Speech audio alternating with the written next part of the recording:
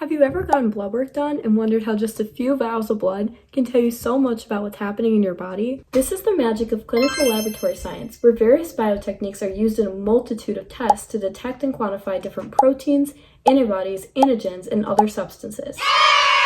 A specific laboratory test that analyzes concentrations of analytes from blood, saliva, or urine is the enzyme-linked immunosorbent assay, or ELISA technique. This lab technique can be used for so many clinical tests, such as the diagnosis of an HIV infection, detection of various antibodies, detection of Lyme disease, therapeutic drug monitoring, and even as the basis of home pregnancy tests. The ELISA biotechnique will often utilize a 96-well microtiter plate, which is sort of like 96 little test tubes that reactions will occur in.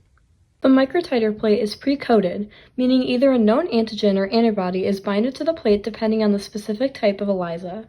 The complex ELISA technique is based on the understanding of two underlying principles, the phenomenon of the enzyme-substrate complex and the principle of spectrophotometry. Very briefly, the enzyme-substrate complex is a temporary molecule that occurs when a substrate binds to an active site of an enzyme, creating the complex. In all types of ELISA, the substrate interacts with enzyme that is conjugated or connected to an antibody. One of the more common substrates that is used is a hydrogen peroxide substrate, with a horseradish peroxidase, also referred to as an HRP enzyme. The substrate in ELISA technique is often referred to as a chromogenic substrate, which means that the solution added not only contains substrate, but also contains a chromogenic agent that produces pigment or color, producing a color change. This ultimately means in all types of ELISA, the more enzyme-conjugated antibody, the more substrate, and thus a darker pigment. Measuring how dark this pigment is brings us to spectrophotometry, the second important concept of ELISA.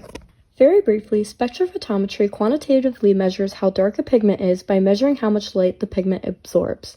Now that we know the basic principles of the ELISA technique, we could talk about the various types of ELISA. The four types of ELISA include direct, indirect, sandwich, and competitive.